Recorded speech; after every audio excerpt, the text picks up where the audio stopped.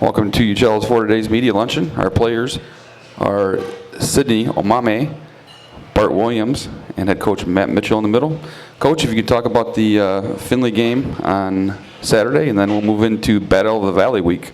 Senior night at Lubber Stadium, so it was a great time to be able to recognize our senior class. We have a very strong senior class when you look at not only their production on the field, but what they've contributed to the program off the field. At the same time, like I told the team before the locker room, a lot of times senior nights are viewed as kind of a finality and things are coming to a close. But, you know, with where we're at right now, we definitely have a lot of things to play for. So, you know, in regards to the game, it was kind of it was a team win. In the first quarter, we were struggling a little bit to stop some things that Findlay was doing in the run game. And, you know, I said this after the game, give Findlay coaches and players a ton of credit. I thought they had a great game plan, and their players played extremely hard and executed it. So while we were struggling a little bit defensively to stop, you know, run schemes that they were running, our offense came out in our openers, had a great drive, and then, you know, scored twice there in the first quarter. So offense really helped us out when we were, you know, giving up a little bit on the defensive side of the ball. And then, you know, second half, specifically in the third quarter, excuse me, it was a great job by our defense. We were struggling a little bit on the offensive side of the ball, you know, just to consistently move the ball down the field and get points. Our defense just kept going out and getting stops and just kept playing and getting stops. So it was a game where field position was not in our favor. I think that that was a struggle for us, and it was had to do with a lot of times, you know, on the opening kickoff, we kind of gave them a short field, which led to a touchdown. But specifically in the second half, we weren't able to get that 3 and out at the start of a Findlay offensive possession. And so we punted it away, or we received the punt from them. We were really backed up offensively and didn't really have, you know, a lot of short fields in the second half. But kept battling, kept playing. Our defense kept getting stops, kept going on offense, and kept swinging. You know, I think Findlay was really committed to stopping the run and stopping Martavius Carter. So we just got to the point where we knew we had to drop back and throw it. They're bringing a lot of pressure. They were doing a lot of things to try to get in Bart's face, but I thought Bart played, you know, his best game of the year up to this point. Took control of the ball game and really on that drive, you know, won the football game for us on the drive, which we pretty much exclusively threw at that entire drive. So Matt Williams made a bunch of plays. Our entire wide receiver core made a bunch of plays. I think that speaks a lot to this football team. When you look at the statistics in the league here, I don't know that we're going to have, based on stats, a first-team all-conference receiver. But, man, we've got a lot of guys chipping in and contributing. And you just look at the depth of our receiving core has been really key. So, you know, made a big play down the field to Matt a couple times and hit him for the touchdown, and then went out, got the big stop on defense, and then, you know, we scored, finally hit a run, a 53-yard run with Martavius to give us a 2-score lead, and at that point the game was over. So some things to clean up. Yeah, some things to clean up on special teams, offense and defense when you kind of go back and look at it. But our defense competed the entire night. I thought our defense really played hard the entire night, and once we got the run scheme squared up, we only gave up 3 second-half points, and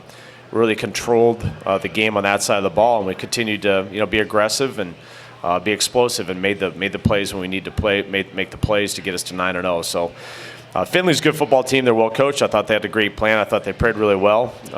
You know, the difference really for us too in the second half of the last 2 weeks, and really the last 2 weeks in general, we have not turned the ball over on the offensive side of the ball. We have 0 turnovers in the last 2 weeks, and that can't be understated to our players, to anybody that follows our program, how we're taking care of the football. And when you have a 1-score deficit, you could go out there and turn the ball over and the thing can get away from you. We have not turned the ball over, and we have continued to get turnovers on the defensive side of the ball. So our turnover margin has just been outstanding here the last couple weeks, and that's really, you know, one of the big factors from a team standpoint you can look to. It's really helped us, you know, win these last 2 games, which have been really hard-fought, tough battles, you know, that we've trailed the ball game in the third quarter. So moving on to Saginaw Valley State. I mean, you know, first of all, before you take a look at the teams, this has been a very fierce rivalry for a number of years, especially dating back to some of the early 2000s. There was a lot of regular season and playoff matchups. I look to, for us too, you know, 2013, we played them in the last regular season, having to win to get in, and then faced them in the playoffs. And so we've had some regular season games that have meant a lot for postseason play, and we've had some playoff experiences against Saginaw. So, you know, I think Both programs have a lot of pride and take a lot of pride in competing against each other. When you look at the 2016 version of Saginaw, they've greatly improved. Last year I believe they won 2 games last year, and so they're up off to a 5-3 start. Have won their last game against Lake Erie. I think for me watching tape, this is a team. The strength of this team is their defense. I think that they know what they're doing. A couple of the better safeties that we'll see in the conference. They're very physical defense, a defense that doesn't miss a lot of tackles and is very sound. And they like to run the ball. Part of the reason they like to run the ball is probably a program philosophy. B, they've had some injuries at the quarterback position, and their pass game, statistically and on tape hasn't been as consistent with a couple of quarterbacks haven't played there. So. They ran the ball really effectively last week. They play a lot of different backs to try to keep those guys fresh. They have a lot of different guys that get involved in it, and they run a lot of different run schemes and really try to mix up the looks for you. And so that'll be the challenge. So you're getting into the month of November. Play defense and run the football, and that's the formula that Saginaw has used to get off to a 5-3 start this season.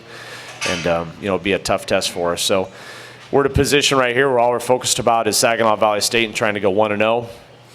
Certainly some things are within our grasp now with our start that we've had. Try to get to 10-0 with a 1-0 this weekend. It's been a while since we've won an outright GLIAC Conference Championship. I think we all understand that down there building that's something that's out there that's attainable. And as you start to look forward to postseason play and the opportunity to host and the opportunity to potentially have a bye, some things out there. There's a lot of things that, beyond just playing Saginaw Valley State in the Battle of the Valleys, there's a lot of things that are right there within grasp. So great teams, they seize windows of opportunities. And we've been trying to, I think, get that point across as a staff, and I think our leadership understands that we have a unique window of opportunity. We're not looking anything past Saginaw Valley State. Saginaw Valley State is our window of opportunity, and we need to attack that window of opportunity this week with our preparation. Questions?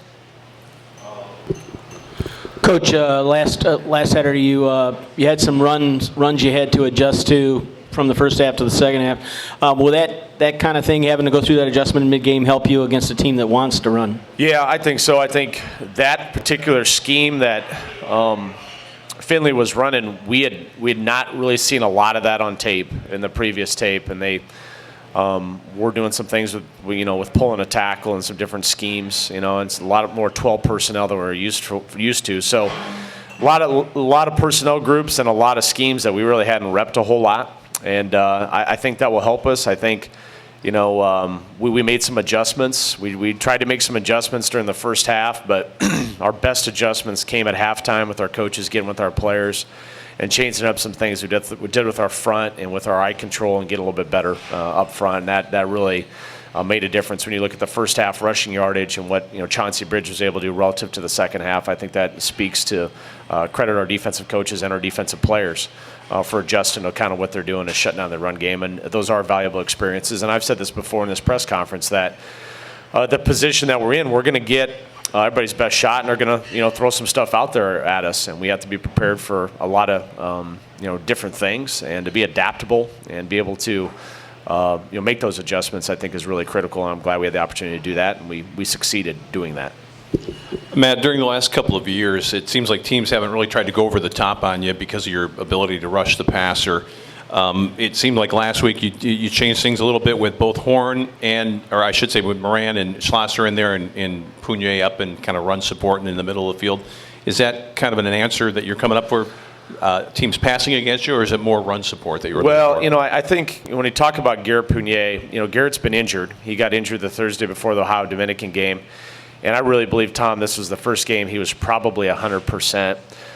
Garrett is better as a player when he is closer to the line of scrimmage. And, he can play better than he did even Saturday. I think he was still getting back into the flow of the game. Colin Slosher, Joe Moran, David Talley are all very good, close to the line of scrimmage, and when they pressure too. So we're going to get the people close to the line of scrimmage that are better in the run support. And sometimes the negative of that is you're putting some other guys a little bit out there on an island. I would say I thought our corners competed terrific. Their wide receiver, I'll be voting for him first team all conference. I think he's a great player, and we matched up and did a good job there. And Dante Carey a lot of time is not as much down as close line of scrimmage is back, and I thought the guys that were responsible for not giving up the big play on Saturday in the pass game, we give up some chunk runs, but I thought our guys, the corners and our free safety position, did a really excellent job of not giving up that big play, and that mattered specifically in the second half. We held them to one field goal attempt, and then Sydney blocked the other field goal attempt. The result of that was, us not giving up a 60, 70, 80-yard touchdown pass, and so we competed at all positions, but I think we were really proud of the way that our corners competed, especially without having Trey Walton out there. We're putting some guys out there, putting in some positions one-on-one, and I think they handled that well on Saturday. Coach, this is the first time this season that you'll have back-to-back road games against what appear to be two quality opponents. And this is for everybody. Is this the toughest stretch of the season? Well, we had back-to-back road games with Walsh and Ohio Dominican in the state of Ohio. So this will be an opportunity to kind of do it here in the state of Michigan. I think we have a lot of intense rivalries within this league, and Grand Valley has a lot of intense rivalries. No doubt that, as I mentioned, Saginaw Valley State and Wayne State have been, some really intense rivalries. So I think our guys understand that. I think, they understand this is the time of year where you get to these championship level games, and if you're a championship level team, you should be able to go on the road in some hostile environments and be able to execute offense, defense, and special teams. But I'll let the players kind of talk a little bit about our game Saturday and the road schedule. Start with Sydney. Well, like Coach Mitchell said before, we treat every game the same, so we're going to prepare for this game just like we prepare for every other game in the season. I feel like we travel really well. We play away games really well. We know it's not going to be the same type of atmosphere you get at Lubber Stadium, so we take that into mind when we're preparing for the game on Saturday. That's pretty much all I have. I would say that we have a good approach on the road. I think coaches do a good job of getting us on a schedule that we're all in tune with, and we just do everything, try to do it as similar as we can each week. But, right now we just got to work on having a good practice on Tuesday and, keep going forward with practice and the preparation for the game on Saturday. And, the travel plans and the schedule will work itself out. And, Coach, last year, like you said, Saginaw had a tough season, but they kept it close with us. Just what major differences, but then what major similarities do you see between this year's squad and last year's Saginaw squad? As I mentioned, I think their defense is strong as it was last year. We turned the ball over a little bit last year, and that affected our ability to really extend the lead.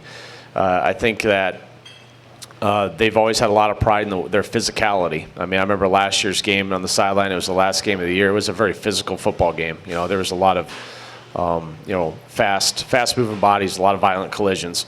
As I watch the tape, I'm seeing the same thing. Their offensive line plays hard. Their running backs run extremely hard. They've got real tough kids at the quarterback position that can take some hits and kind of bounce back up, pop back up. So it's a physical football team. And we've got to obviously match some of that physicality too. And I think we all need to be prepared for that this is going to be not a game that's going to be a lot of, four wide receivers and speed and space. This is going to be a game that's really won with physical play and won at the line of scrimmage on both sides of the ball. I wanted to ask Sydney, just to go back a little bit to the block field goal. Is that something you can see a chance of happening in a game, or does it just kind of happen because you're doing what you're supposed to do? Well, it's actually something that, special teams is something that is stressed very heavily in this program. We have special teams meetings and practice it every single day. So I remember earlier in the week, Coach Mitchell pointing out, that I would have the opportunity to actually make some plays on the field goal block team. So I just put myself in the right position to make those plays when the time came. And Bart, you got on your back a few times on Saturday. It was a tough physical game, I know. Are you feeling okay and moving ahead? Yeah, I feel fine. And, something I haven't been hit too much this year, so, kind of good to get it out of the way. And, I'm good to go for this week and, just looking forward to, preparing for this game. Okay, Coach, you talked a little bit about it being a physical rivalry. Has it always kind of been that way? I know the fans certainly get fired up for the rivalry, but is it just a physical game because of the rivalry or just the way they play?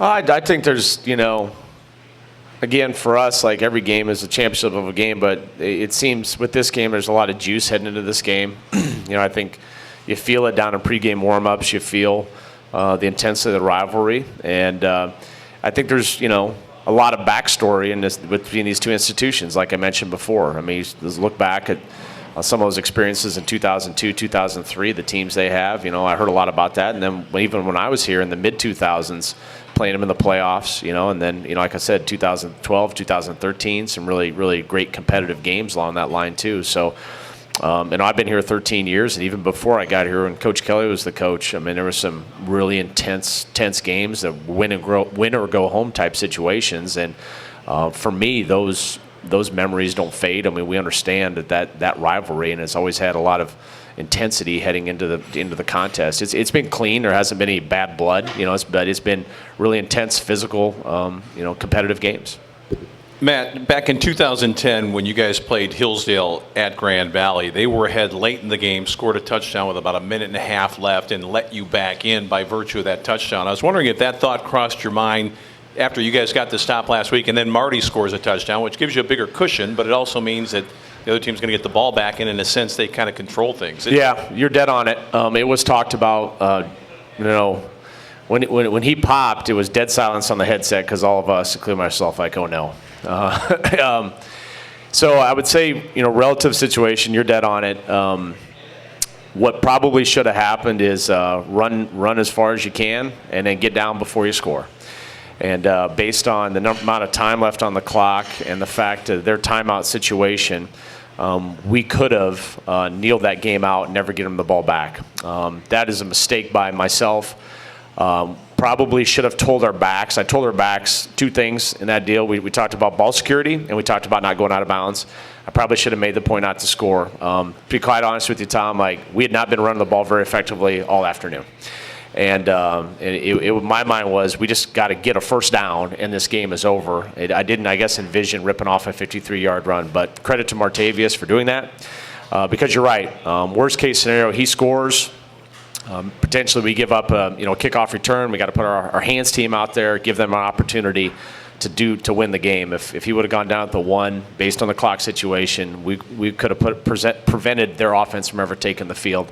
And we talked about to discuss that. And to Marty's credit, after the play, he asked about that specific situation. So you are right. We made a mistake there and can learn from that mistake, no doubt about it. Okay, and one last question. Lighthearted question. When you were growing up, all three, Sydney, we'll start with you. What was your favorite Halloween costume that you wore? Favorite Halloween costume that I wore?